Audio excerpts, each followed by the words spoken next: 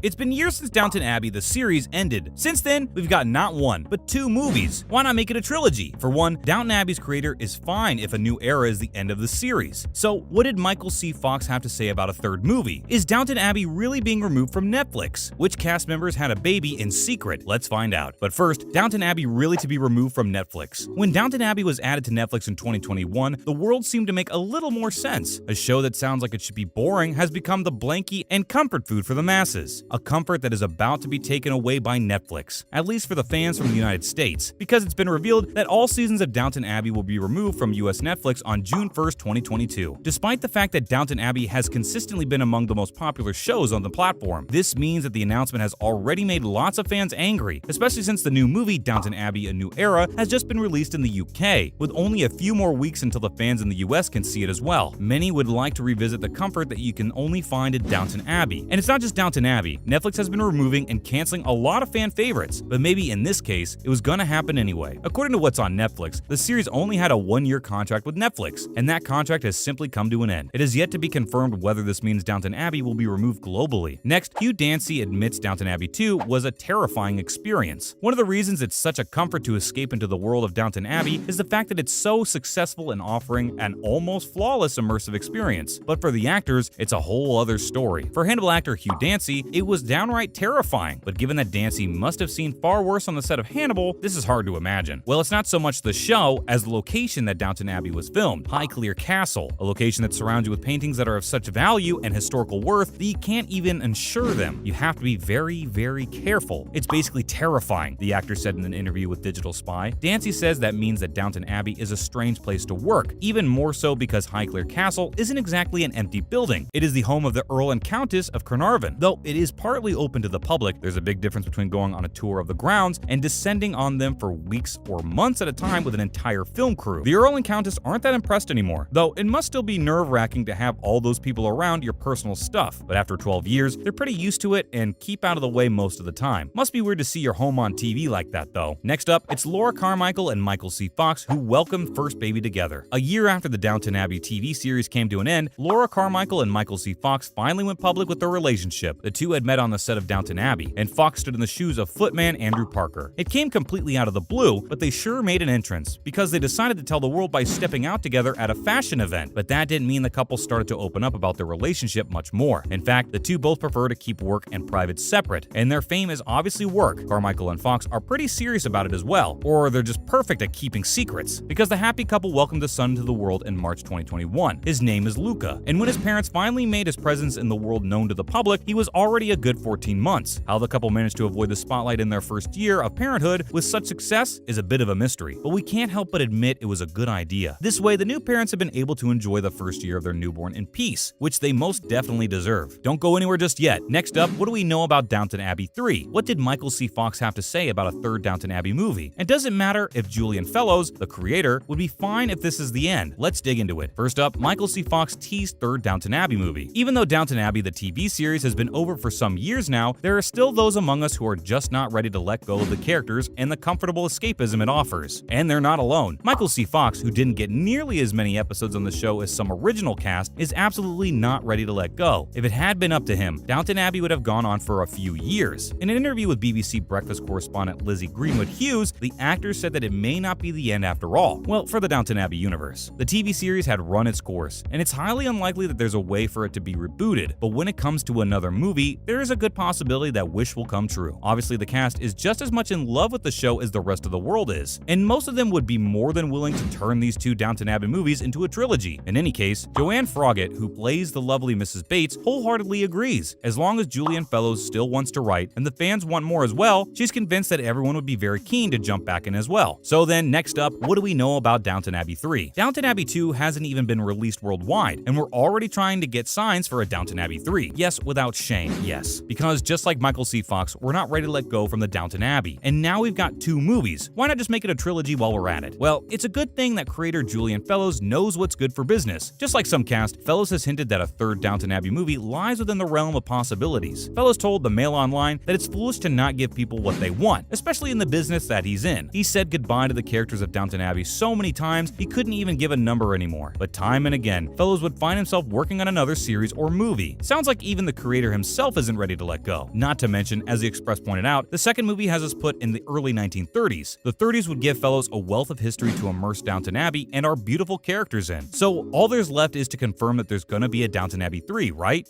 At last, Downton Abbey creator is fine if a new era is the end of the series. Even though everyone is clearly going to be more than a little welcoming if they were to announce a third Downton Abbey movie, as long as there's no official confirmation, there really isn't anything that can assure us that we'll get our comfort food back. But as far as Julian Fellowes is concerned, anything is possible, including that without even realizing it. A new era also meant the end of one, the era of Downton Abbey. In an interview with Sky News, Fellowes said that he wouldn't mind if it ran its course, to which he added, "And if we've given some enjoyment to people over the years, then that makes me very happy." Well, one thing's for sure, he has given people much enjoyment, and it would be fair if this is where the story ends. But nothing is set in stone just yet. Even though these days it can be hard to get everyone together, the cast is quite big after all. If everyone is in, Fellowes did say that he's pretty sure they could find a way to make it happen. A magical aspect of Downton Abbey is just how convincingly it manages to transport you into history. The setup, the dialogue, and the acting all come together to produce a show that works, to make you forget about modern-day theatrics and focus on the characters on screen. But how much do you actually know about the making of Downton Abbey? Here are 8 fascinating facts about Downton Abbey that you probably didn't know. First, is Downton Abbey a real place?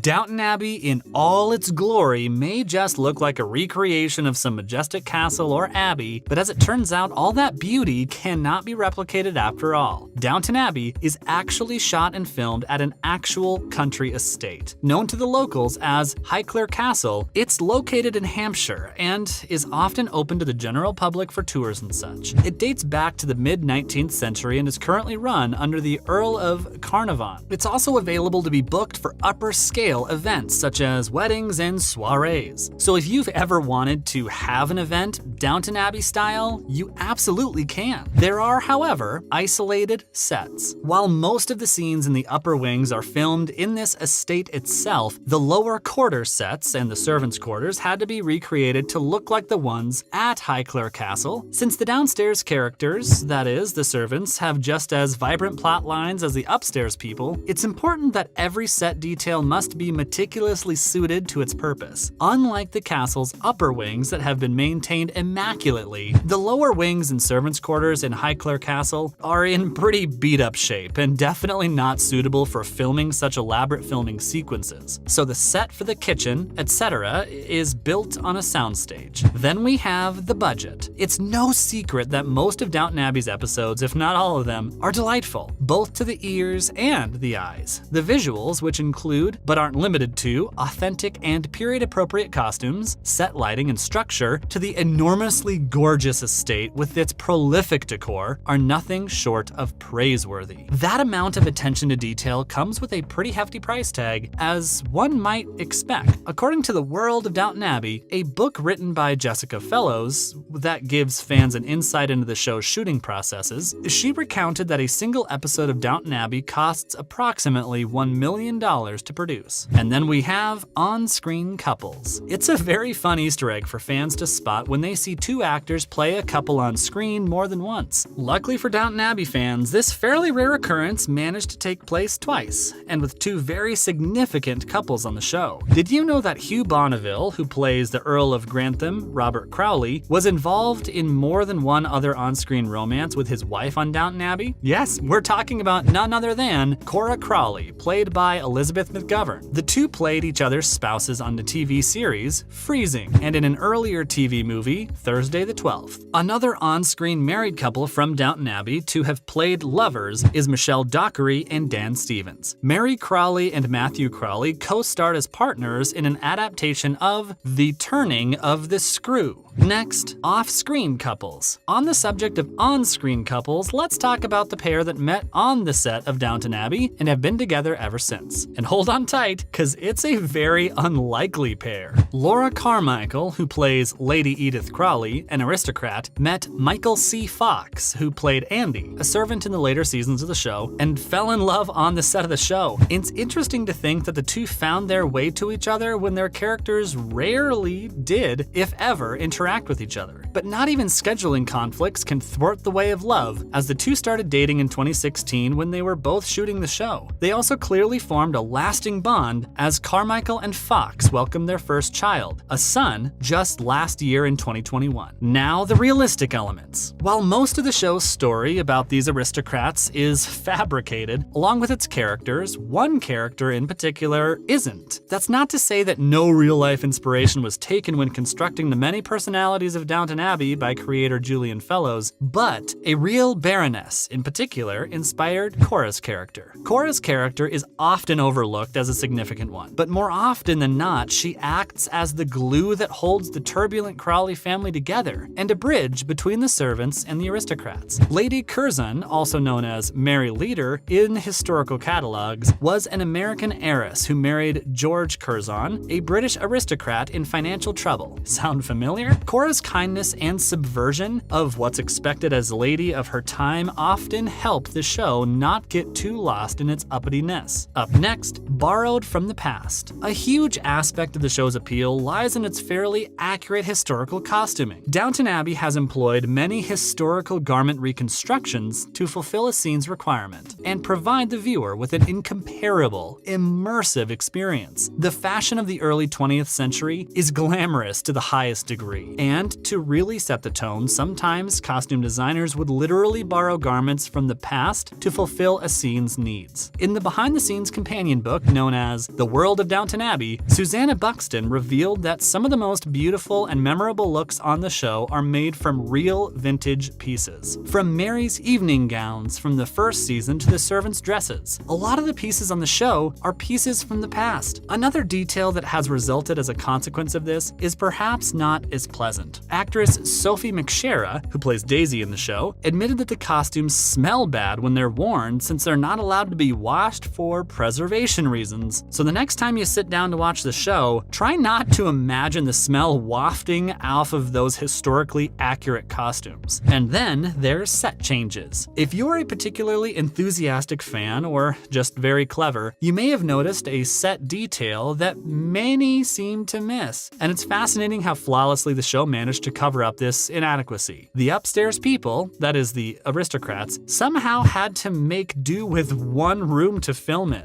Although it's nearly impossible to notice, Lord and Lady Grantham, Lady Edith, and Lady Mary all share a single set that would be configured different ways over the course of filming to suit the director's needs. This, of course, was a complex process, but the show seems to have managed to pull it off almost flawlessly. If you are, however, curious to catch it on your own, you may be able to notice that all of their windows have the exact same view, just different decor around them. Now, in other news, the new Downton Abbey movie. If you've been living under a rock for the past few months, you may have missed the overwhelmingly well-received announcement that Downton Abbey released another movie. This meant that viewers were allowed more insight into the lives of their favorite characters and the hijinks they got up to. The movie, which acts as a sequel to both the series and the first Downton Abbey movie, was released in mid-May in America and premiered on the 15th of April 2022 in Leicester Square in London. Titled Downton Abbey: A New Era, we could only imagine what kind of trouble the residents of Downton Abbey managed to bring up upon themselves this time. Now, some answered questions. The last time we saw the Crawleys and the Abbey staff was a good few years ago when multiple crucial details were revealed in the last Downton Abbey movie. We found out that Violet Crawley, also known as the Dowager Countess, was fatally ill. We also found out that due to the quick pace of industrialization and modernization, it was nearly impossible for Mary to keep the Abbey running when all other lords had submitted. But she chose to keep the true spirit of the Abbey alive, and that's partly what we see in the new movie. We also saw Tom finally find love with Lucy, the illegitimate daughter of Maud Bragshaw. Next, Thomas's sexuality. Another thing that the movie did was explore Thomas Barrow's sexuality by introducing him to a life outside the Abbey where he could find fulfillment. In Downton Abbey: A New Era, Thomas Barrow, a fan-favorite character, was finally allowed a happy ending with Guy Dexter. The two find happiness by the end of the movie, which was what a lot of people wanted for his character. Throughout the years Thomas spent at the Abbey, viewers got to see him turn from a mustache-twirling villain to someone they could genuinely root for. His happiness ultimately gave the fandom a well-deserved win.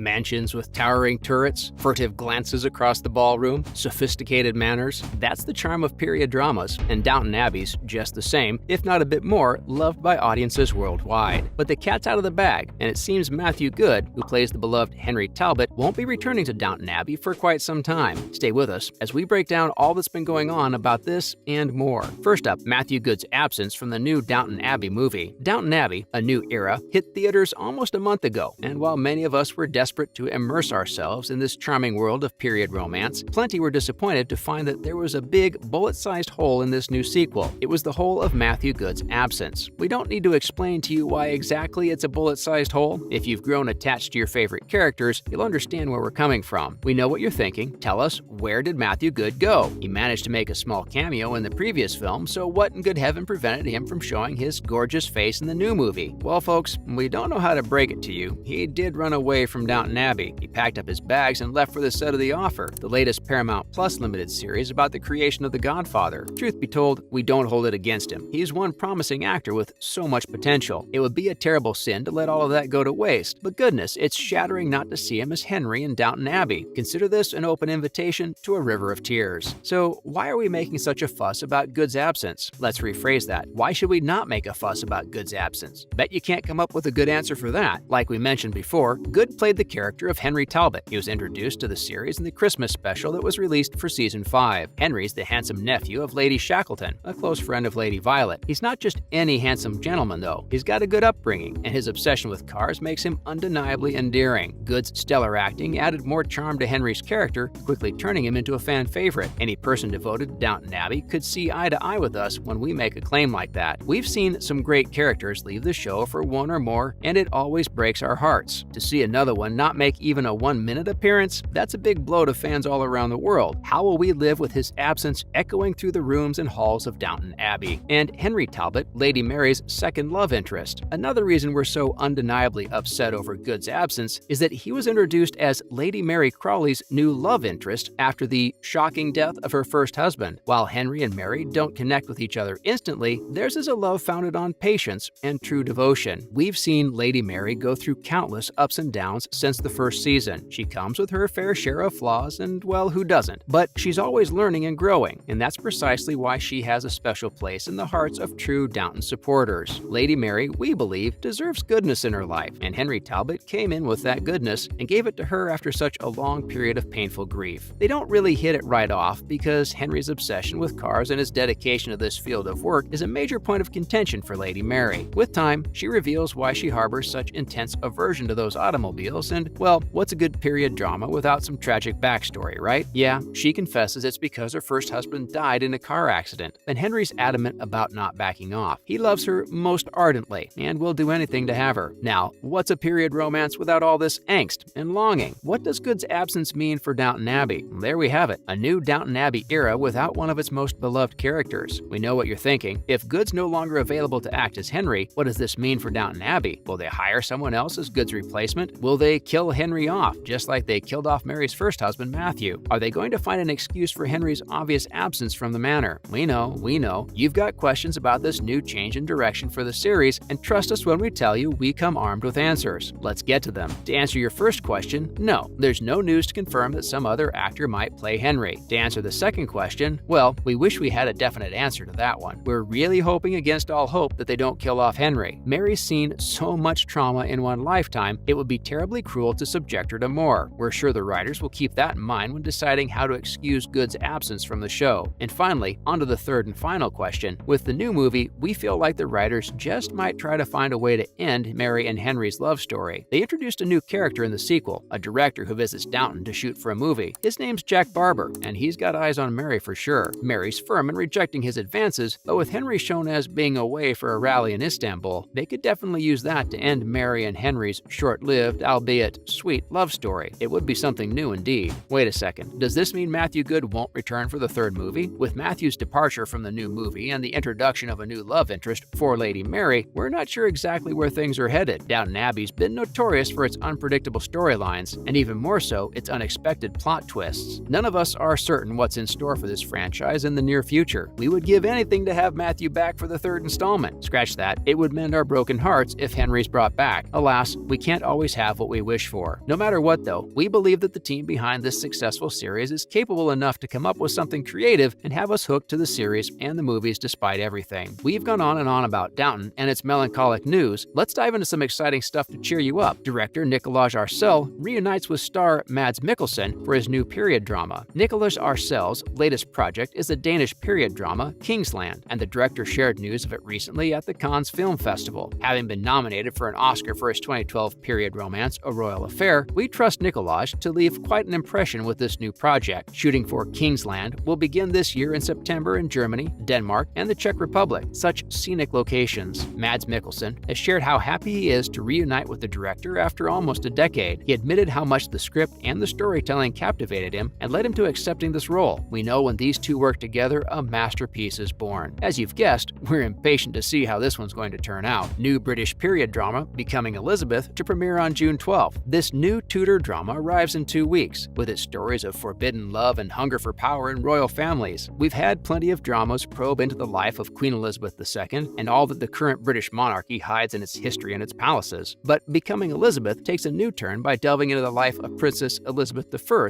right before she's crowned queen. The trailer's garnered around 6 million views on YouTube, and fans of British history are squealing with excitement over the newly released exclusive image of Tom Cullen as Thomas Seymour and the beautiful Alicia von Rittberg as Elizabeth I. We're terribly excited for how Becoming Elizabeth is going to navigate through the dark yet captivating corners of the history of the British monarchy. Peaky Blinders Season 6 coming soon to Netflix. Netflix isn't the best place for period dramas, but we're glad that the final season for Peaky Blinders will definitely come to Netflix. Unlike most period pieces, Peaky Blinders deviates from the tradition and explores the dark side of Britain, whatnot with the youth gangs and the class divides that existed in British society back in the day. We're just as sad as the rest of you that this will be the last season. We're afraid it's time to bid the Shelbys farewell, but save your goodbyes for later. It's been confirmed that a movie is on the way, so it looks like it's not ending, at least not for now. 6 seasons and 1 film later, we've once again been invited into the lives of the beloved Crawleys. The second film sequel to the cozy period drama is both needless but undeniably satisfying. Their world is one that seems free of consequence and logic. With the show and previous movies having given us definitive endings, a new era takes us back to characters who seem to be floating in an afterlife where worries seem to never truly startle them. Let's dive into the era we will all wish we were a part of. First up, the plot. The show begins with the sinking of the Titanic in 1912, and a new era finally takes us to the 1920s. Fans felt convinced that with the previous movie, Downton Abbey, hinting at Violet Crawley's imminent death, there wasn't much more to explore. A new era, however, chronicles her past, present, and future. The elegance the Crawleys are known for continues to charm us. We can't help but seek comfort in the familiarity of it all. That's what makes the lavishness of their lives, while we wipe soda and popcorn off our couches, bearable. This time, there are 2 separate storylines in play. Modernist has begun to finally materialize with this movie. The Dowager, Violet, reveals to her family that she was left a sizable estate by a Frenchman she knew briefly in 1864. She decides to pass it on to her great-great-granddaughter, Sibby. This marks the beginning of the story. The current Marquis, living on the French estate, invites the Crawleys in a bid to question their claims to the villa. Lady Mary questions her grandmother as to why she did accept such a generous gift from a man she barely knew, to which the Countess sardonically remarks, "Do I look like someone who'd give up a villa in the south of France? We feel you, Violet, we feel you." Of course, Downton can't be ignored. The luxurious estate has begun to wither with time. Lady Mary, unable to acquire enough money for fixtures, allows a movie studio to shoot a silent film within Downton. Cocky film stars, production crew, and cameramen bedeck the wilting halls of Downton. Funnily enough, this part of the script may have been inspired by real-life events. The shooting location of Downton, Highclere Castle, belongs to Queen Elizabeth II's godson, who allowed the plot to be used for various reasons after realizing it was beginning to rot. Fellowes' screenplay seems to be rushing people into hurried romances or the morgue. There's numerous couples paired off, and flirtations continue. The movie pleases us visually with children playing croquet and women looking splendid in fashionable dresses, allowing us to pretend that we too are rich and happy folks in merry old England. Next, an ode to the Hollywood classics. The movie is in part an ode to the beginning of talking movies. It borrows a plot point right out of Singing in the Rain.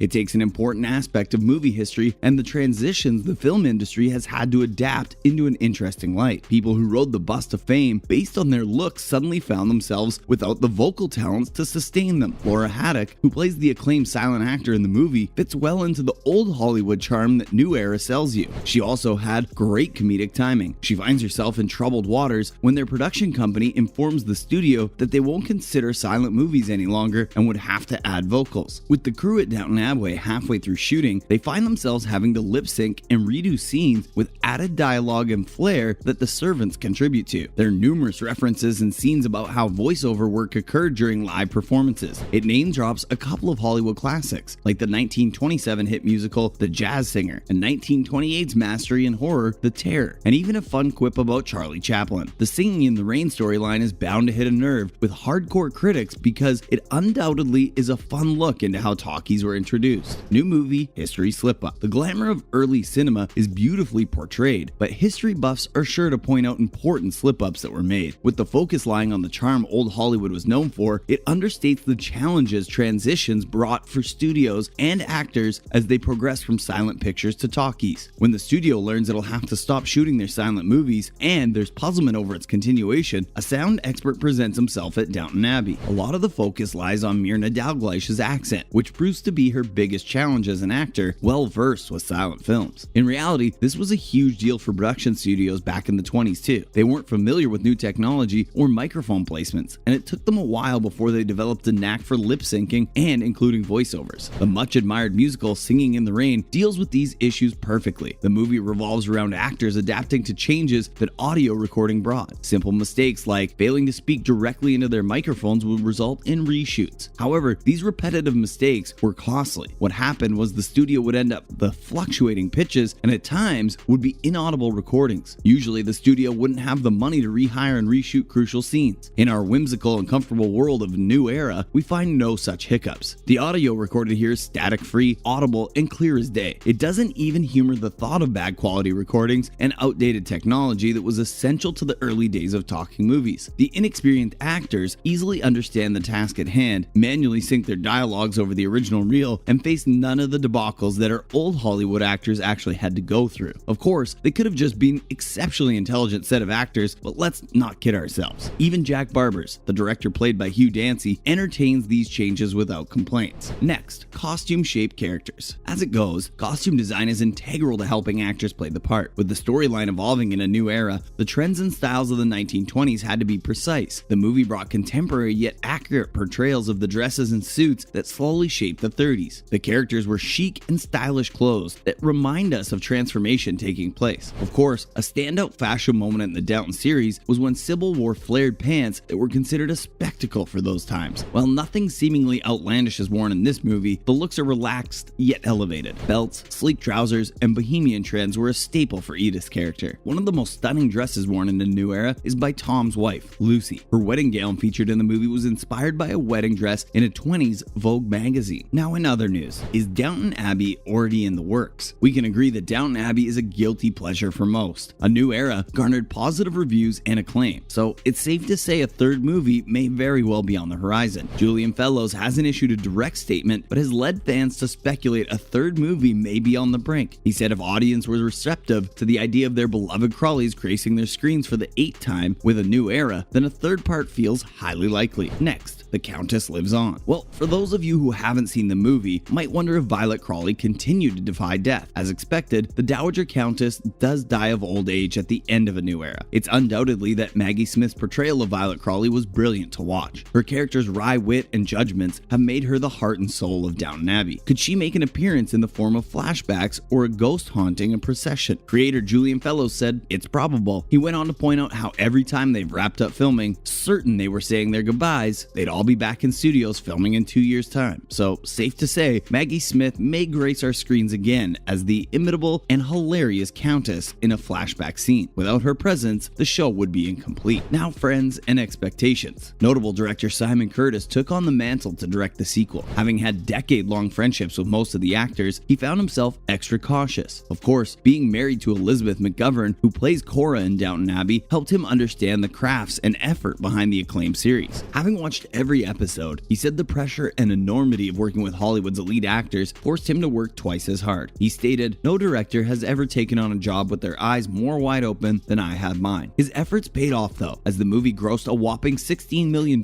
in the UK and soon took the US box offices by storm. He followed fans' comments and reviews on a daily basis, which assured him the movie was loved by those who'd been there from the start. We believe we'll see more of Simon's touch in future works surrounding Downton Abbey. Question guys, have you ever considered a custom neon sign? That's today's sponsor, Glonio.com. Simply go to their website and click the tab that says Custom Neon Builder, but type your custom neon idea. Wow, looks great. Then, check out, and it will be shipped directly to your door. Use code YouTube to receive 20% off your first order. Again, that's discount code YOUTUBE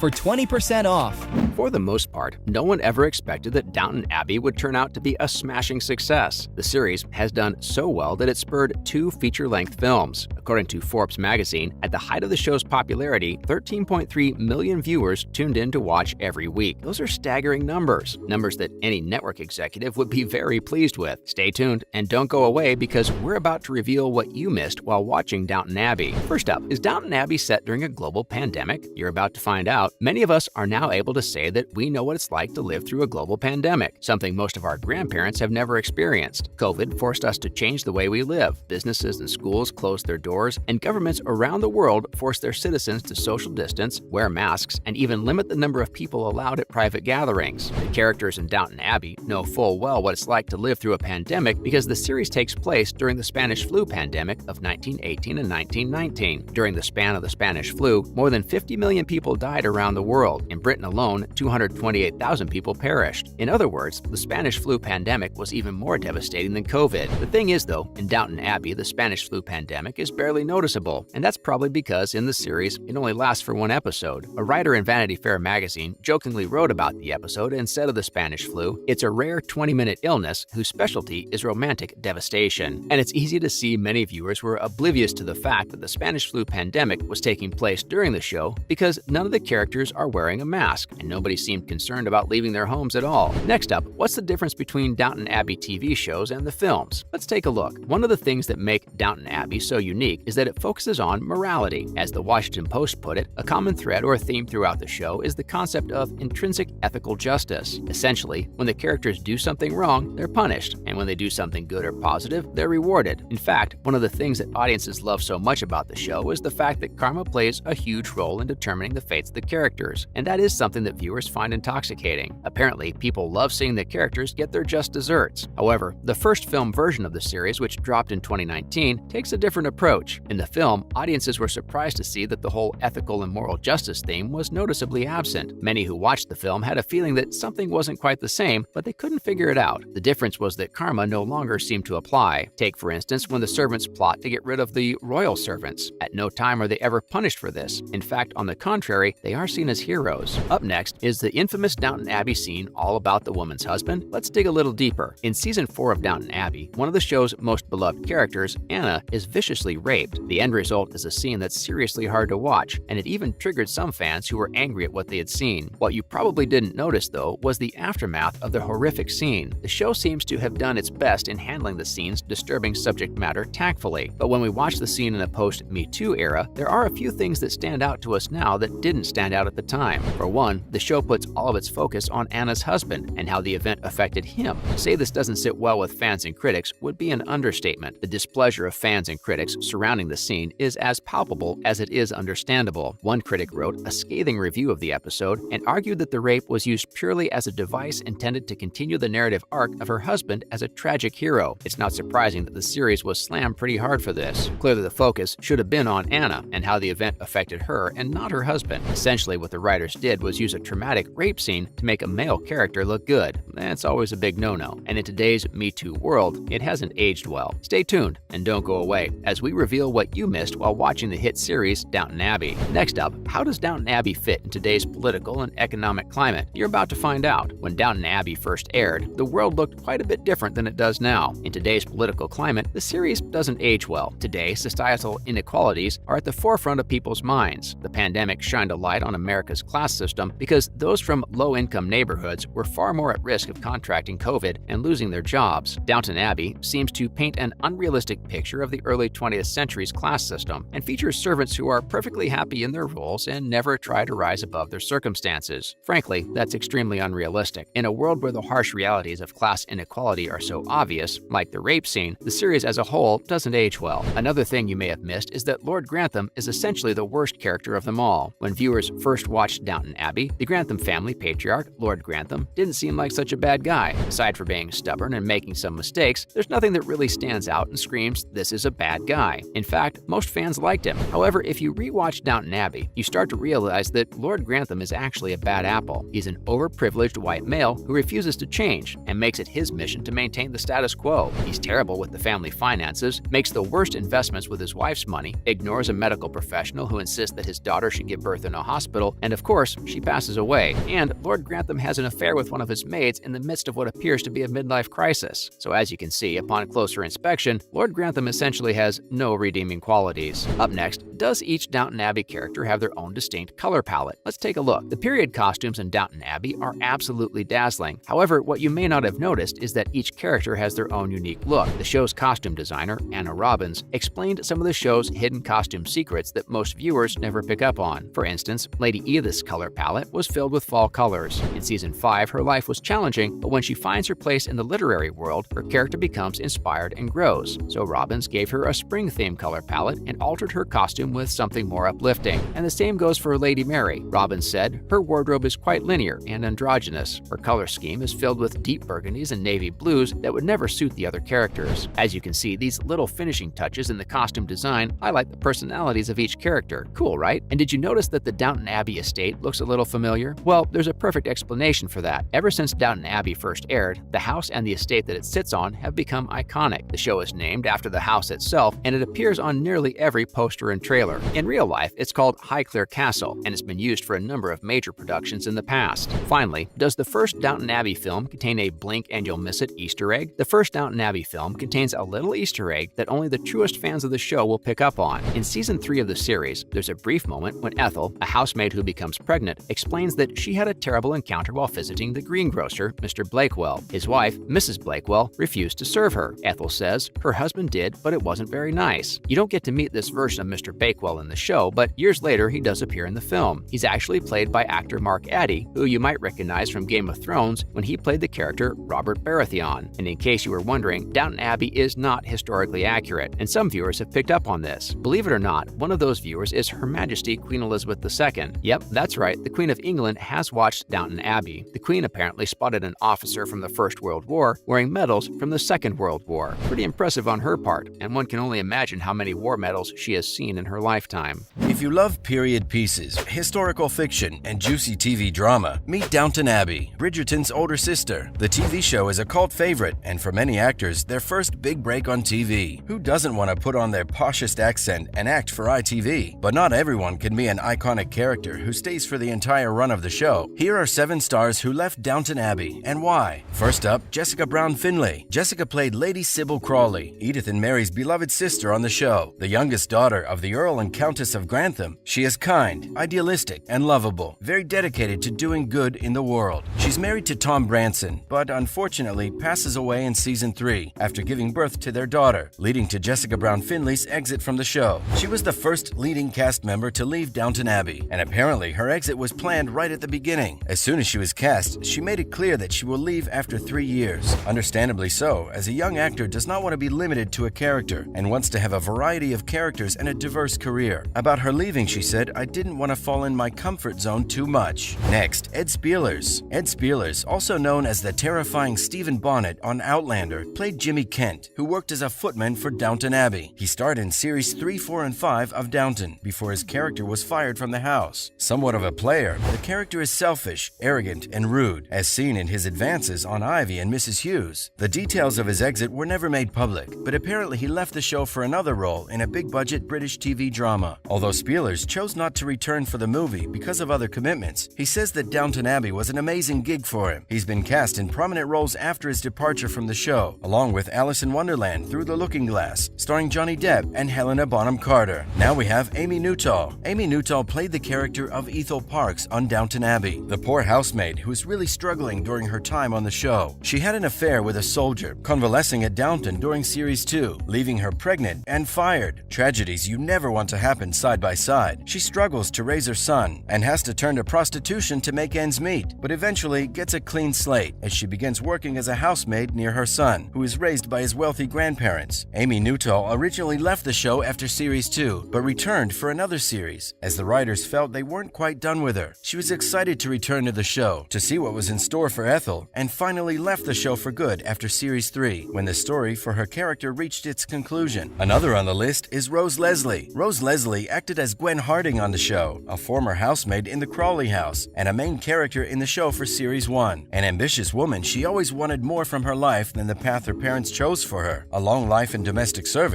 She believed she could have a better life and do something meaningful, which is why she took a typing and shorthand correspondence course in her free time, which obviously there wasn't a lot of as a maid, driven and hopeful for a better future. Rose Leslie left the series when her character arc was complete, with Gwen happily out of domestic service and working as a typist. Leslie herself was very happy about the place the writers left Gwen in, and even returned for Season 6, in which Gwen is married and thriving. We love an underdog rising above and taking control. Chef's kiss, Downton Abbey. Up next, Matt Milne. Matt Milne had his big break in the 2011 film War Horse, and went on to be cast as Alfred Nugent in the third series of Downton. Sarah O'Brien's nephew on the show, his character was a shy, unconfident footman at Downton Abbey. He was a major character until the end of the fourth series, when he was written out to enroll for training to be a chef. Milne hasn't taken any major TV or film work since leaving the show in 2013, but he has acted in several stage plays. He starred alongside Michael Praed and Colin Buchanan in J.B. Priestley's Dangerous Corner and the acclaimed Margaret Thatcher, Queen of Soho. And now, Dan Stevens. Fans were heartbroken when Matthew Crawley, played by Dan Stevens, died in a car accident after the birth of his son. Humble and practical, the lawyer was a fan favorite, even though he wasn't much loved in Downton, so his death came as an unpleasant surprise. He died in the Christmas special of Season 3, definitely putting a damper on everyone's celebrations. But why did Stevens actually leave the show? Similar to Jessica Brown Findlay, Stevens left the show looking for new opportunities. It was a desire for freedom which led him to leave the show. He says that as an actor, he does not view success in terms of money, but through the range of interesting roles he can play. He has definitely gone on to get some, starring in The Guest and Beauty and the Beast. At present, Matthew Crawley fans can catch him in the new Starz series Gaslit. And now, Thomas Howes. Thomas Howes played the character of William Mason, the sweet boy next door, who worked as a footman for Downton. However, we don't get enough time with this lovable character, as he's killed off when most of the men of the house go to fight in World War I, marking Howes' exit from the show in Season 2. We don't know about you, but our heart broke for Daisy, William's wife, as their love story was one of the most special ones on the show. However, Howes left the show as he was afraid to be typecast for future roles. Since leaving the show, Howes has starred in Anna Karenina and To Walk Invisible, the Bronte sisters. Now, in other news, Downton Abbey's Michelle Dockery makes musical debut with co-star Michael Fox. We barely recognized Lady Mary Crawley in Michelle Dockery, as she and her co-star Michael Fox made a career-changing musical debut on the 6th of June. The two have formed a folk duo and performed their first live show in an intimate gig at London, attended by the likes of Dermot O'Leary. Dockery and Fox met on the sets of Downton Abbey as Lady Mary and Andrew Parker, and soon discovered their mutual love of music. They began singing together in between takes, connecting immediately on voice and guitar. They made their partnership official 6 years later with their first record deal and debut EP, The Walking Silence. The pair is very excited about this new adventure and will be juggling their music around their acting commitments. Dressed casually in black jeans, a sleeveless top, and a white jacket, Dockery looked fabulous and in her element as she performed at the O'Meara, London. We don't know about you, but what wouldn't we give for a music episode on Downton? Will there be another sequel to the Downton movies? Downton Abbey: A New Era was released earlier this year, and fans loved it. The beloved characters returned on the big screen and gave us exactly what we needed: juicy drama, broadening the scope of the saga's world. Ever since its release, we've all been wondering the same thing. Is there a possibility of a Downton 3 coming to our screens anytime soon? Even though there are no definitive plans for a sequel, Julian Fellowes says that there could be one if the audience reacts well to A New Era. If audiences want more and the cast wants to do more, then I'm sure we'll find a way of delivering more. He recently told Sky News, "A New Era has definitely left some loose ends to tie tie-up. What with the Crawley family welcoming new members and a new baby? How badly do you want another installation of the Downton movies? Tell us in the comments. Lastly, Downton Abbey's Laura Carmichael secretly welcomed a baby boy with boyfriend Michael C. Fox. Laura Carmichael, who plays the unlucky in love Lady Edith Grantham on the ITV drama, secretly welcomed baby Luca with her boyfriend Michael C. Fox. According to a source, the couple loves being parents, and Laura's taken motherhood in her stride. The couple met while shooting the 5th series of Downton Abbey, have been together since 2016, and have recently moved in together. Although they keep their relationship private, they made a rare appearance at the Downton Abbey A New Era premiere in April. After the event, Laura spoke about how lucky she was to have found Michael Fox, as well as making special friends on the sets of Downton Abbey. Fox seems quite lucky too, having found a singing partner on the show as well as a girlfriend and the mother of his child. Congrats on the baby, guys. That's a wrap for this video. Which of these actors do you miss the most? Let us know in the comments below. Make sure to give this video a thumbs up and subscribe to our channel for more videos like this. Julian Fellowes, absolute and raw talent in the shape of a man, has had a 20-year-long career to vouch for his versatility. Time and again, he has managed to prove his worth to the world of musicals, films, and all things wonderful by taking on roles which challenge him as a performer and mesmerize us as the audience. We're here today to see what he has to say about some of his most famous roles. Maybe you've heard of one or two of these? Does Bridgerton ring a bell? How about Downton Abbey or The Lost Girls? Let's get right into it.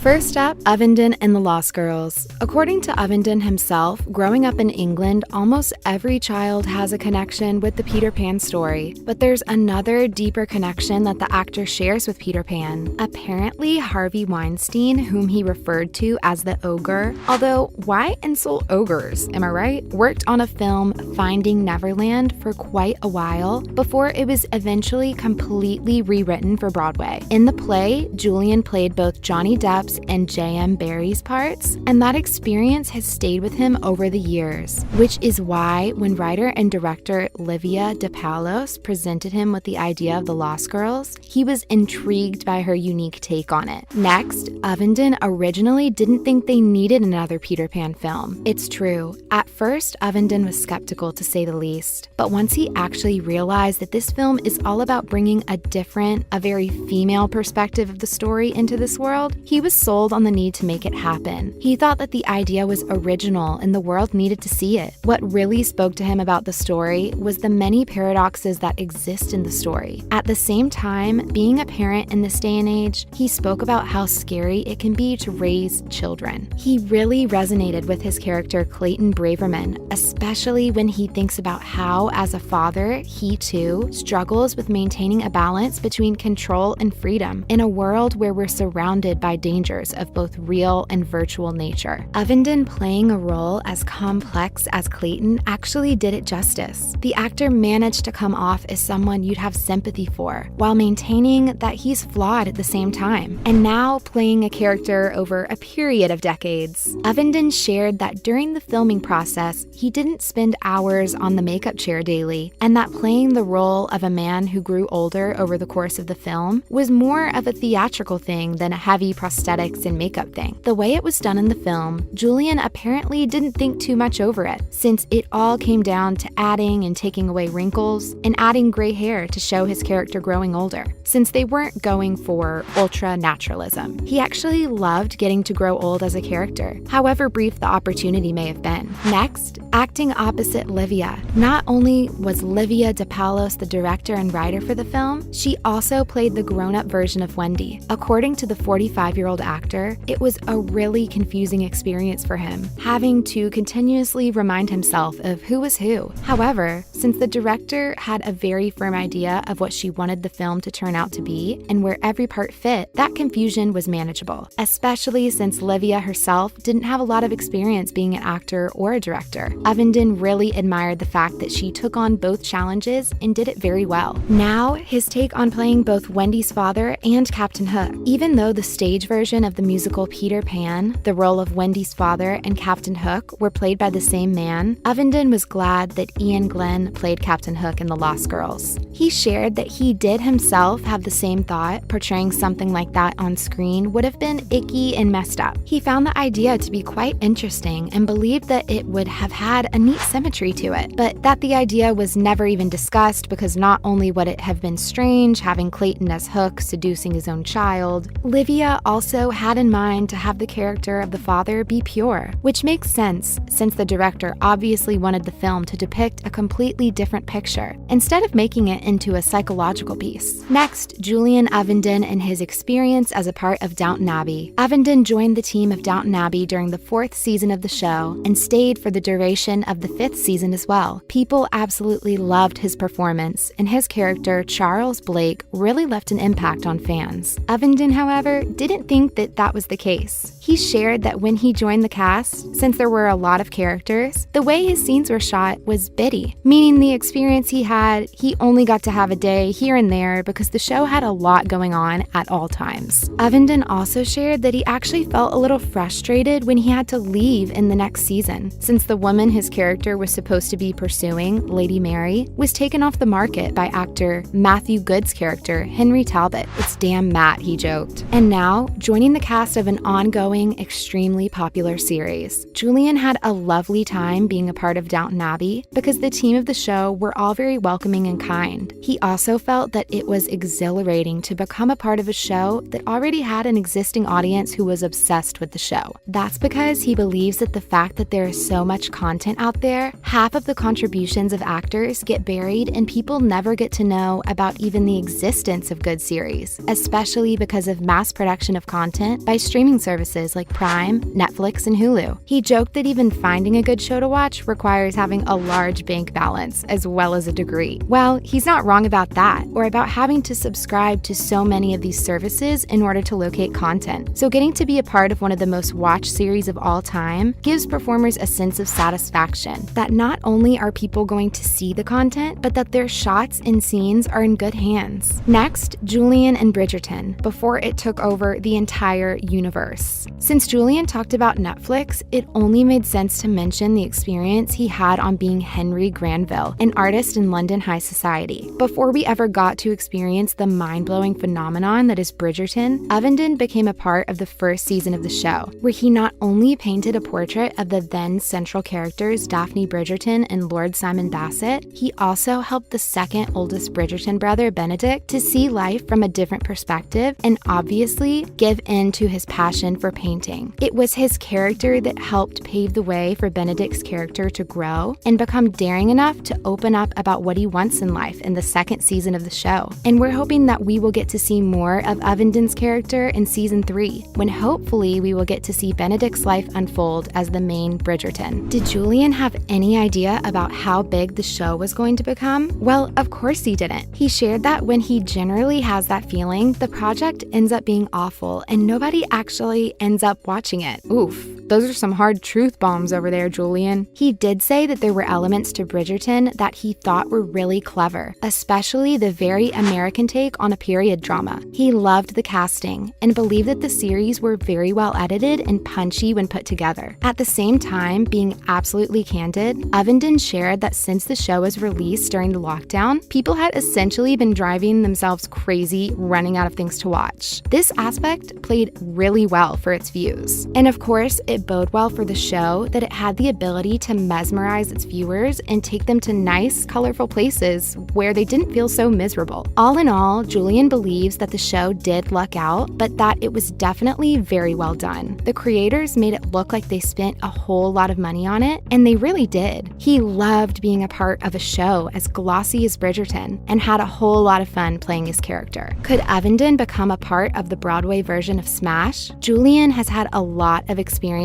in musical theater and was a part of the TV version of Smash the Musical. Of course, the question has to be asked, since there's going to be a stage version of Smash expected to come out in 2024. One possibility is that he really didn't know. On the other hand, maybe he was playing and didn't want to out himself yet. Either way, he shared that since he knows the composers Scott Whitman and Mark Shaman, he might just have to give them a call and ask them what's up. He did share that he's a part of South Pacific, another musical this summer, which is in London. Great news, but he really did want to return to New York and do a musical there. Golden Globe and Emmy award-winning emotional drama Downton Abbey is back with a much-awaited film sequel following the dramatic events of the first movie, released in 2019. Downton Abbey: A New Era chronicles the lives of the beloved Crawley family and their staff as they live out the last few years of the Roaring '20s. When will we be able to stream it? This and more in today's video. First, what is Downton Abbey: A New Era about? Who is in the Downton Abbey 2 cast? The story of the sequel follows two different tracks. On the one hand, a filmmaker has arrived at the Downton to use the estate as the backdrop for his new silent film.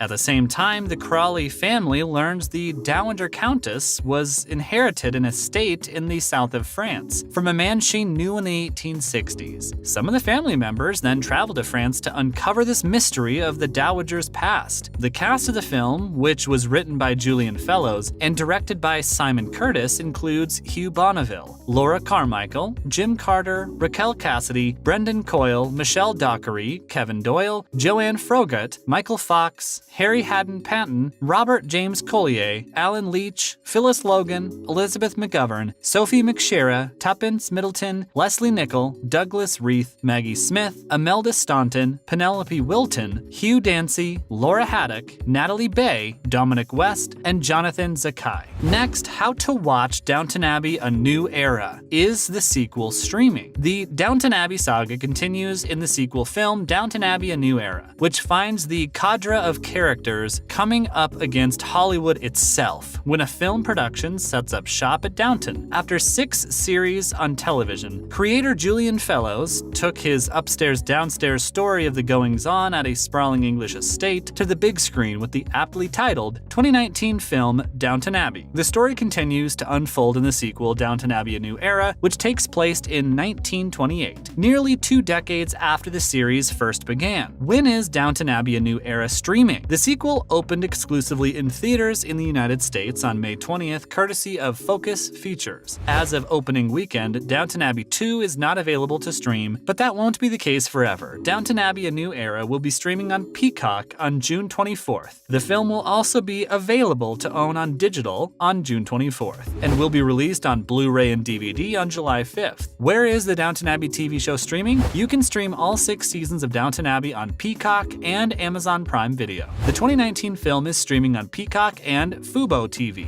Moving on, how Downton Abbey 3 can really be about a new era. The ideal way to honor the title Downton Abbey: A New Era is for Downton Abbey 3 to focus more on the Crawleys' children. The 3 eldest children, Sibby, Fifi Hart, George, and Marigold, Ava and Karina Sams, are still children who innocently play and are warmly coddled in Downton Abbey: A New Era. But if and when Downton Abbey 3 happens, a time jump will occur and the children should be nearly entering their teenage years. Downton Abbey: A New Era lives up to its title by bringing about a sweeping change in the lives of the Crawleys and their loyal servants. The passing of Lady Violet does indeed mark the end of an era, as the Dowager Countess was an Edwardian who embodied 19th century values. In Downton Abbey 3, George, Sibby, and Marigold can be pushed to the forefront of the family. They would still be younger than their mothers were when Downton Abbey began, but Sibby, George, and Marigold are also more modern children and can embody the modern world as Mary and Edith transition into middle age. It would also be fascinating to explore the children's personalities. Is George as tough and funny as Lady Mary is, and did he inherit his father Matthew's level-headedness? Is Sibby as independent and open-minded as her mother was? Does she have her father's passion for social justice? Does Marigold ever wonder about her birth father, or is she content as the adopted daughter of the Marquess of Hexham? Further, Sibby inherited a villa in the south of France left to her by her great-grandmother Violet. The Crawleys hoped that summertime gatherings at Sibby's villa in the French Riviera would become an annual family tradition, which is an ideal jumping-off point for another sequel. As beloved as the Crawleys and their servants are, all of Downton Abbey's characters are now newly 2 decades older. George, Sibby, and Marigold, as well as their younger cousins, can embody a new vitality that Downton Abbey needs. The Crawley grandchildren, the mistakes they will inevitably make, and the lessons they will learn from them are the most potent wellspring of new story potential for Downton Abbey 3 and beyond. George and Sibby and Marigold aren't just the next generation of Crawleys, they literally are Downton Abbey: A New Era.